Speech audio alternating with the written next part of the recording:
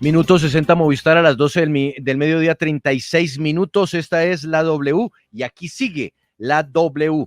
Dice @Shamel Tarir, numeral, el desafío de Colombia es que el periodismo sea autocrítico de su propio oficio, no solo a nivel nacional, sino internacional.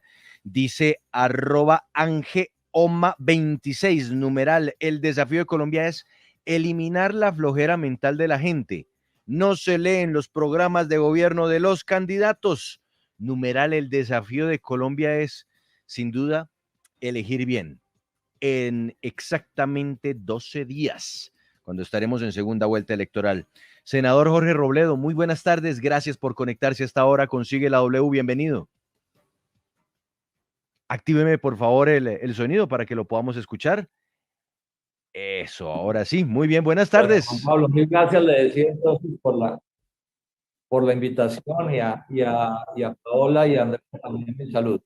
Bueno, senador, yo voy a dejar que Andrea sea la que se adentre en las profundidades de su devenir político, porque yo quiero saludarlo a usted con nuestro numeral de hoy, que me parece muy amplio. El desafío de Colombia es, ¿cuál cree usted hoy, senador Robledo, es el desafío de Colombia? Pues yo voy a decir una cosa que probablemente otros no digan, pero el desafío de Colombia, Juan Pablo y todos ustedes, es resolver la crisis económica gravísima en la que estamos, profundísimo.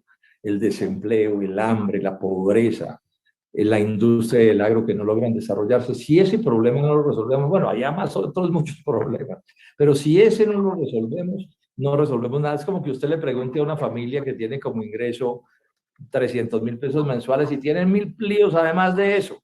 Si no resuelven ese problema, no resuelven los demás problemas. Yo creo que ese es el problema. Estoy muy preocupado por todo lo que se va a destapar una vez terminen las elecciones y muchas cosas que están represadas y medio ocultas, porque al gobierno pues, no le interesa que se hable mucho de estas cosas porque lo afecta políticamente. Yo estoy muy preocupado por qué es todo lo que se va a destapar y se va a saber de la realidad económica y social del país. Miren nomás la disparada que se han metido los colombianos yéndose a Estados Unidos. Las cifras son impresionantes. Miles y miles de colombianos yéndose del país y eso es lo peor que le puede pasar a un país, porque si la riqueza proviene del trabajo y los trabajadores se van, pues con qué riqueza nos quedamos un poco. Eso es lo que dice el senador Robledo, pero bueno, ahora sí, mire, hago enlace con Cartagena porque justo frente al Palacio de la Proclamación están hoy en la transmisión en vivo Andrea y Paola, que están llenas de preguntas para usted, senador. Así que adelante, Andrea, Paola. Bueno, senador Jorge Enrique Robledo y además ex precandidato presidencial del Movimiento Dignidad. Juan Pablo utilizó una palabra que creo define muy bien lo que sucedió con la coalición Centro Esperanza y es que se atomizó. Y están tomando diferentes decisiones. Alejandro Gaviria dijo, me voy con Gustavo Petro. Sergio Fajardo dijo, yo no voy a ir con Petro, pero voy a sacar un comunicado explicando mis razones. Tampoco me voy con Rodolfo Hernández. Juan Manuel Galán dijo, me voy con Rodolfo Hernández. Nos falta usted también como protagonista de esta coalición. ¿Cuál es su decisión? ¿Con Rodolfo, con Petro, voto en blanco? ¿Qué va a pasar con usted? Bueno, primero las felicito por andar por Cartagena. Quisiera que fuera al revés. Estoy con usted. Pero mire, envidia. Senador, yo estoy con usted aquí aguantando frío. No se preocupe. Son las imperfecciones del mundo, digo yo. Pero bueno, a ver, la cosa es esta. Ayer se reunió el Comité Ejecutivo Nacional de Dignidad. Dignidad es un partido democrático. Yo no soy el dueño de Dignidad, ni siquiera soy el presidente, ni la vicepresidenta, ni el secretario. Soy un senador de ese partido. ¿Sí? Y ayer reunimos reunimos el Comité Ejecutivo Nacional y por unanimidad, después de una reunión muy cordial y muy tranquila y muy de consensos rápidamente hechos, concluimos que lo mejor para nosotros era dar la libertad de voto. Votemos a conciencia, dijimos que cada uno vote por el que quiera votar, porque hay tres grandes posiciones, todas respetables a mi juicio. Unos que quieren votar por un candidato a la presidencia, otros que quieren votar por otro candidato a la presidencia y otros que queremos votar en blanco. Yo ya anuncié que en esas tres opciones que hay, en el caso mío, va a ser un voto en blanco. Esa es la realidad en la que estamos. Pero otros compañeros y compañeras, quiero repetir, van a votar por los otros candidatos a la presidencia y están en todo el derecho. Y no vamos a volver eso una pelea entre nosotros ni nada, porque estas elecciones van a pasar pronto y aquí tenemos que seguir haciendo todas las cosas que nos unen para promover en el futuro del país. Sí, pero senador Robledo, entonces ahora explíquenos, ya usted nos dice entonces que su decisión es irse con el voto en blanco, pero entonces ahora explíquenos por qué ni Petro ni Rodolfo Hernández. Recordemos que yo le hice la campaña presidencial a Gustavo Petro en el 2010 y él prefirió hacer un acuerdo con Santos, que había sido elegido por Uribe, ¿sí? Del cual Santos había sido su ministro de Defensa. Prefirió eso a hacerle oposición a Santos, para resumir la historia. Si quieren, ahorita la podemos detallar, pero el hecho cierto es que Petro prefirió a estar en el polo irse con Santos, que era el elegido por Álvaro Uribe en ese momento, y decidió declararnos la guerra, y bueno, yo no lo volví a ver. Ese día rompió toda confianza que yo hubiera podido tener en ese momento. Y en el 2014, para acabar de completar, teniendo el polo candidato a la presidencia de la República o candidata, Petro desde la alcaldía volvió a respaldar a Santos presidente con la vicepresidencia de Germán Vargas Lleras. Y después de eso les podría contar otras muchas historias que me ponen en una distancia muy, muy grande con él desde hace ya muchos años, no es un asunto nuevo. Y intentamos, en el caso de la coalición, o algunos de la coalición, hacer algún acuerdo con Rodolfo Hernández, y se volvió imposible, no fue posible. Entonces, bueno, entonces ante esas realidades, pues existe también la opción del voto en blanco, que a mi juicio es respetable, es durísima. Hablar de votar en blanco es lo más difícil que uno puede hacer en política, porque entonces queda uno como solo en el mundo, contra todo el mundo que lo critica por haber tomado. ¿Cómo le han cobrado, perdóneme Paola, cómo le han cobrado, senador Robledo, cómo le han cobrado a Sergio Fajardo lo de hace 4 años de haber sido a ver ballenas, que era más o menos lo del voto en blanco? Entonces, hoy decir sí, voto en blanco, eso no, es a mí también, usted someterse a que le den palo todo el que quiera. 4 años, Juan Pablo, en las redes dándome palo, vendido, traidor. Bueno, me han dicho que no me han dicho. Y ahora claro, pues me lo van a seguir diciendo, pero yo soy de los que actúo según mis convicciones, y que me dé el agua donde me dé, y el que me entiende, bueno, y el que no me entiende, ¿qué le vamos a hacer? Ahora, yo sé muy bien que aquí no hay nada indebido, distinto de una convicción. La Constitución autoriza el voto en blanco, la política autoriza el voto en blanco. Yo aquí quiero contar una cosa, mire, no es la primera vez que lo hacemos. En ese año en que Petro prefirió unirse con Juan Manuel Santos y Germán Vargas Lleras, en la elección de la segunda vuelta estaban compitiendo Antanas Mockus y Juan Manuel Santos. En el polo intentamos respaldar a Antanas Mockus y no se pudo.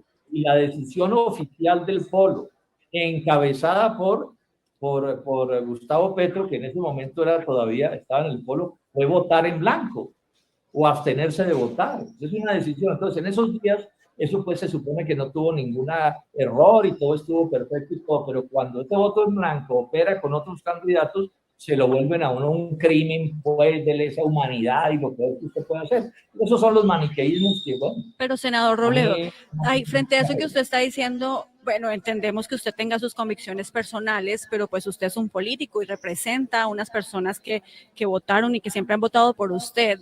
Y hay quienes pueden decir que esa razón que usted argumenta para no votar por Petro, por ejemplo, pues está basada en un tema personal, en una pelea de hace más de 10 años entre usted y Petro, y que no se estaría pensando entonces en el futuro de Colombia. No, porque no es un asunto personal, es que yo le hice esta campaña electoral a Petro. Completemos la historia porque hay que conocerla. En esas elecciones compitieron Petro y Gaviria por quién era el candidato del pueblo. Yo estaba con Gaviria y nos gana Gustavo Petro, y utilizando artes que no ha habido utilizar, le cumplimos.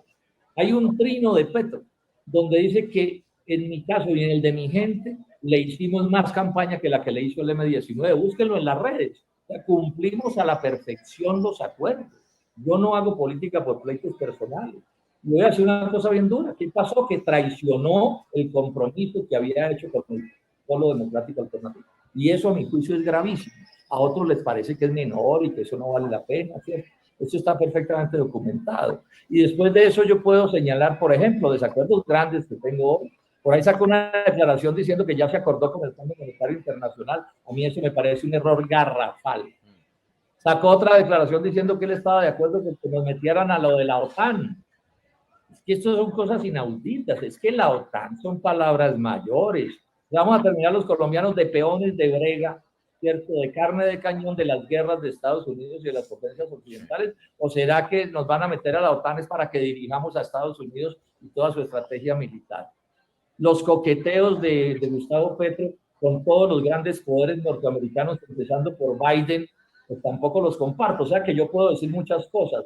Votó el ingreso de Colombia a la OCDE, esto es un error garrafal que cometió. Lo que viene planteando sobre transición energética es una cosa increíble, porque además él no corrige en sus errores. Entonces yo tengo muchas razones de fondo, no son personales. Sí. Yo no tengo ambiciones personales, yo me la he pasado la vida respaldando otros proyectos de otras personas. ¿Sí? Entonces ganó Fajardo la consulta y listo, le hice la campaña con todo entusiasmo. Y yo no es que coincida en el 100% de las cosas con Fajardo. Entonces, la idea de que esto es un pleito personal, pues bueno, la pueden echar, pero no tienen cómo demostrar. Pero venga, senador, entonces yo quiero sacarlo de esto que algunos llaman pleito personal y hablemos de el otro candidato que está en esta segunda vuelta electoral. Porque al irse usted por el voto en blanco es decirle no a Petro, pero también decirle no a Rodolfo Hernández. ¿Qué no le convence de Rodolfo Hernández que algunos dentro de la misma coalición Centro Esperanza lo ven sí como un factor de cambio en la política en Colombia? Claro, y dentro de dignidad, Juan Pablo. Y dentro de dignidad, exacto, usted lo dijo ahorita. Y respetuoso, claro. Entonces yo le doy mi explicación. A ver. Con Rodolfo Hernández, ustedes saben que hicimos un esfuerzo grande por unirnos. Con Sergio Fajardo, con Juan Fernando Cristo, con Carlos Amaya, y yo estuve en eso. La primera coincidencia importante con Rodolfo Hernández fue que él puso un número importante de los votos para derrotar a Fico Gutiérrez, o sea, para derrotar al uribismo y a los mismos con las mismas. Eso es tal vez lo más importante que ha sucedido en esta campaña electoral. Es que por fin, luego de 200 años, pudimos no tener en la segunda vuelta de esta elección a los mismos con las mismas. Y eso yo lo saludé, a pesar de que no votamos por él, nosotros votamos por Sergio. El mismo día de las elecciones, él nos hace una seña de que quería tener acercamientos con nosotros, lo hace a través de Sergio Fajardo. Bueno, y empezamos los acercamientos que tenían que ver con firmar un documento conjunto, eso se acordó con él, eso no fue una cosa que nosotros nos sacamos de la manga. Él se vino desde Bogotá en un vuelo charter incluso a reunirse con nosotros el jueves de la semana pasada. Ustedes nos vieron que salimos a los medios de comunicación todos muy positivos al respecto. Todo esto con la idea de que íbamos a firmar un documento, que no era que él tuviera que renunciar a todo, ni nosotros lo íbamos a obligar a todo, no, eso no era así, eso lo han presentado así nuestros enemigos. Bueno, no quiero entrar en más detalles, y eso no se pudo hacer, porque él llegó a la convicción de que eso no lo podía hacer, y bueno, tiene sus razones y sus argumentos, ¿sí? Y el sábado pasado decretó que ese proceso no seguía, entonces ese proceso no seguía. Los que estábamos adelantando ese proceso con Rodolfo nos sentamos y dijimos, bueno, ¿y ahora qué hacemos? Y quedó claro que cada uno tenía ideas distintas y entonces lo que hicimos fue, bueno, amistosamente separémonos y que cada uno tome la decisión que quiera tomar, que es lo mismo que hemos hecho en Dignidad. Y bueno, esperemos a ver qué van a anunciar Carlos Amaya, Juan Fernando Cristo y Sergio Fajardo. Ellos tienen el derecho a anunciar lo que les parezca. Yo ya les cuento el caso de Dignidad, ¿cuál es? Dignidad dio libertad. Dirigentes muy importantes de Dignidad van a estar en la candidatura de Rodolfo, están en todo su derecho, otros podrán estar en la otra candidatura, la de Petro, todo me parece muy respetable, pero en mi caso, mi conclusión es hacer lo que estamos haciendo y que les estoy contando a los colombianos.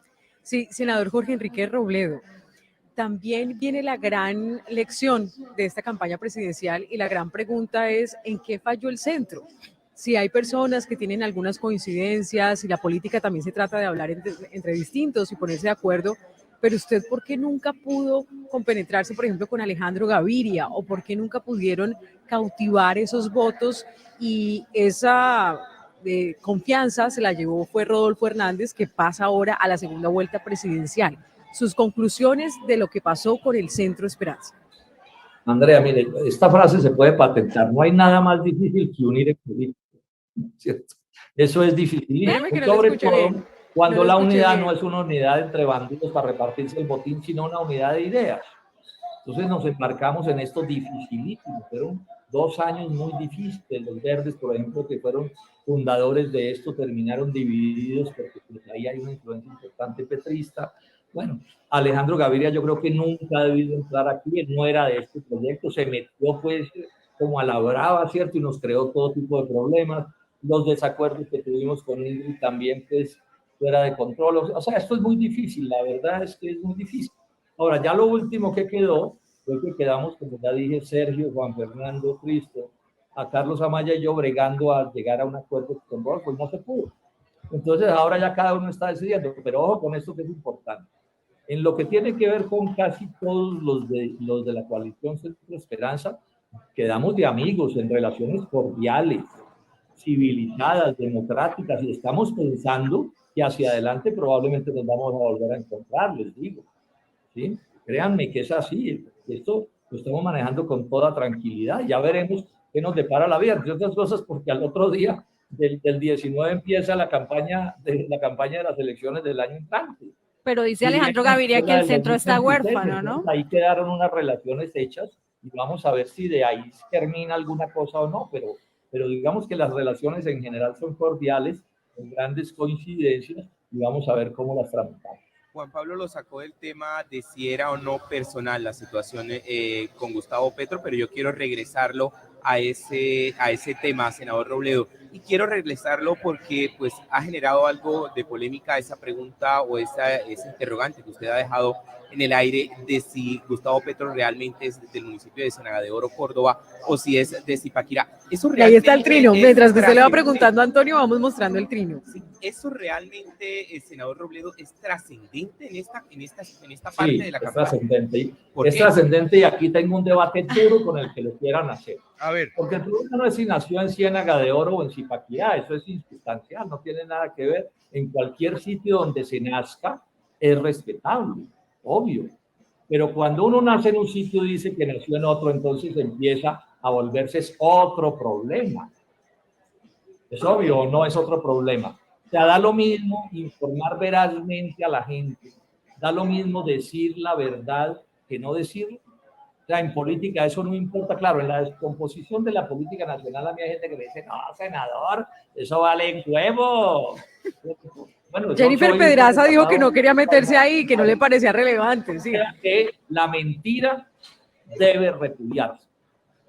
Porque una persona que falta a la verdad en un tema, entre comillas, menor, ¿quién nos asegura que no falta a la verdad en temas más trascendentales y más complicados? Entonces, cuando yo veo que Petro sale y dice, con un video de él, dice, no, es que yo nací fue en Zipaquirá. Yo ayer lo que puse fue un mensaje preguntándole, oiga, señor, pero todos pensábamos que usted era de Ciénaga de Oro, por favor explíquenos de dónde es que es. Eso fue lo que, el trino mío, si ustedes lo miran el de ayer, eso es lo que hace preguntarle, decirle, cuéntenos de dónde es. Entonces, las barras bravas pretistas se enfurecieron. Yo creo que a nadie habían agredido tanto como me han agredido a mí desde el día de ayer. Pone el cuento de que es que yo estoy loco, que por qué pregunto boberías. No, yo estoy preguntando sobre la verdad. Y a mí no me van a engavetar una discusión sobre la verdad y sobre la mentira con el cuento de que es que no importa dónde se nació. Claro, no importa dónde se nació, pero sí importa cómo se le informa a la gente. Para mí hubiera sido muy conveniente, con todos los años que viví en Manizales, sin haber nacido en Manizales, haber dicho que yo había nacido en Manizales. Y nunca lo dije. Y eso me creaba ciertas dificultades políticas. Y mi papá era manizaleño. Y todos los hermanos de mi papá eran manizaleños, pero yo nunca engañé a los manizaleños diciéndoles que yo era manizaleño. Siempre que me preguntaron, dije que yo había nacido en Ibagué. Bueno, yo dirán que soy muy chapado a la antigua, pero yo les doy este dato. Hace años, Juan Pablo, y ustedes lo pueden investigar, en Estados Unidos, cuando un dirigente político era cogido poniéndole los cuernos a su señora, se le acababa la carrera política.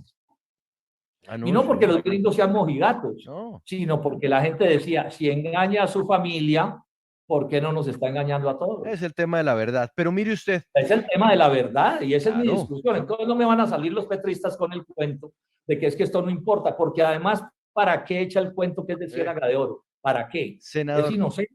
¿O es la manera de engatusar a los costeños para que voten por él? Senador, yo porque quiero en Colombia, hacerle... el hecho, la fe de bautismo define muchos votos, porque los colombianos son tan inocentes el que es del Espinal vota por el Espinal 1, que porque cree que por ser Espinal 1, entonces ya con eso son amigos y compañeros, y resulta que no. Entonces yo estoy planteando una cosa y que empezó por una cosa muy simple, una pregunta, conteste él lo que quiera contestar, pero ¿por qué me van a matonear, me van a agredir, van a mentir? Y eso entonces se vuelve otra discusión. O sea, si ganan así van a gobernar, con esas barras bravas, con esas bodegas. ¿Leyeron el artículo de Ackerman del domingo sobre cómo son esas bodegas? Sí, claro. Y no, Entonces, Paola que está aquí discusión. conectada, Paola Ya, que yo la no tenemos tengo desde derecho a Cartagena ha sido opinar. víctima de ellas. Pero mire, senador Robledo, me quedan 2 minutos. Quiero hacerle una pregunta muy puntual para que usted me conteste con miras a lo que vendrá o a lo que podrá pasar después del 19 de junio. Una preocupación ante un eventual gobierno de Rodolfo Hernández, una preocupación ante un eventual gobierno de Gustavo Petro. Una y una, a nombre de Jorge Robledo, senador de la República. No, a los dos les haría la misma pregunta. No sé qué van a hacer. No tengo certeza. Yo les he leído todas sus opiniones, etcétera, ¿cierto? Sí, y la gran preocupación que yo tengo es la incertidumbre. ¿A dónde va a aterrizar el globo que gane esa consulta? ¿Qué es lo que va, esa elección? ¿Qué es lo que va a hacer específicamente? Ahí tengo una incertidumbre inmensa, porque los análisis que hago no me dan para tener certezas.